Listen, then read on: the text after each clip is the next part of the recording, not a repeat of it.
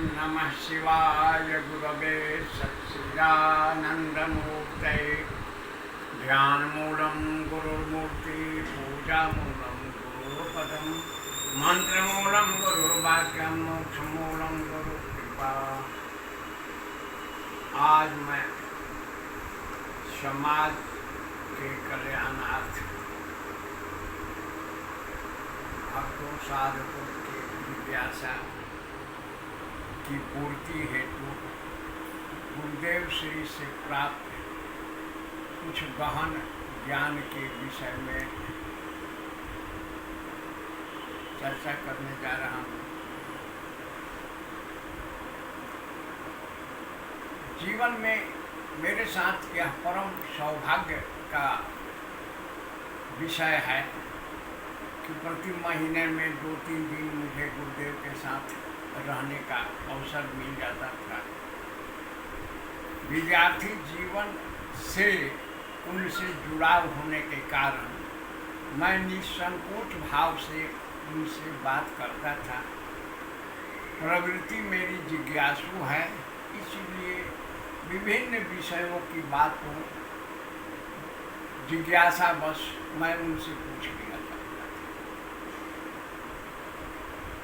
शास्त्रों में वर्णित दीर्घायु महापुरुषों के बारे में जो चिरंजीवी कहे जाते हैं, उनके विषय में मैंने अपना विचार दिया कि इस ढंग से ये लोग चिरंजीवी माने जाते हैं। गुरुदेव ने एक बात बताया कि इतने ही लोग चिरंजीवी नहीं हैं।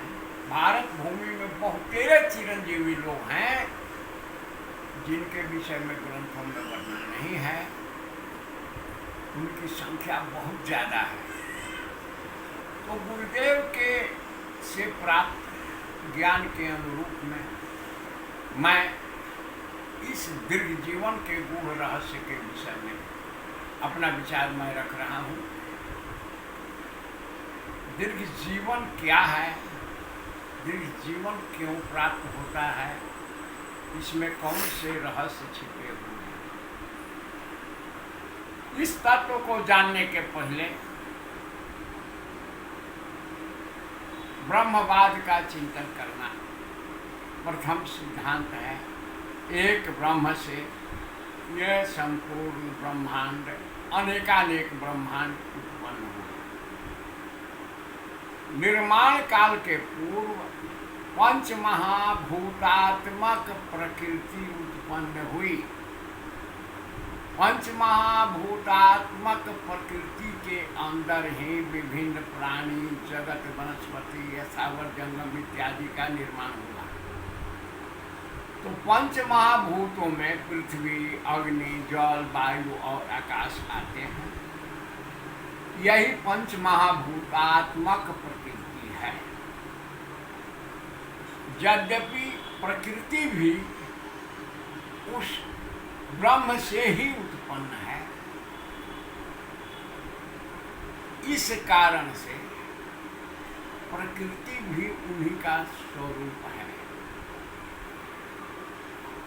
हर प्रत्येक कण में, ब्रह्मांड के कण कण में ब्रह्म की सत्ता व्याप्त है और संपूर्ण ब्रह्मांड ब्रह्म के अंदर अवस्थित है। यही तत्व ही प्रायोगिक रूप से पूर्ण हो जाने पर ब्रह्म ज्ञान कहा जाता है। सैद्धांतिक रूप से किसी बात को कह देना अलग विषय है, परंतु इस सत्ता को हृदयंगम करके उस स्थिति को प्राप्त करना यह अलग विषय है। परंतु सूत्र सिद्धांत यही है। तो उस ब्रह्म के प्राप्ति हेतु साधक गण, संत महात्मा प्रयास करते हैं, साधना करते हैं, ध्यान करते हैं और अपने कर्मानुसार उस पद को प्राप्त भी होते हैं। परंतु जहाँ प्रकृति का चिंतन गौण हो जाता है, यह अवधारणा हृदय में अवस्थित रहती है। ब्रह्म सत्यम जगत मिथ्या। प्रकृति के प्रति आस्था का अभाव हो जाने के कारण एक समय आता है कि उस परम संत महात्माओं को पंच महाभूतात्मक इस शरीर का परित्याग करना पड़ता है और वो लोग समाधि सविकल्प निर्विकल्प इत्यादि विभिन्न तरह की समाधियों में चले जाते हैं, सत्य लोक तक पहुँच जाते हैं।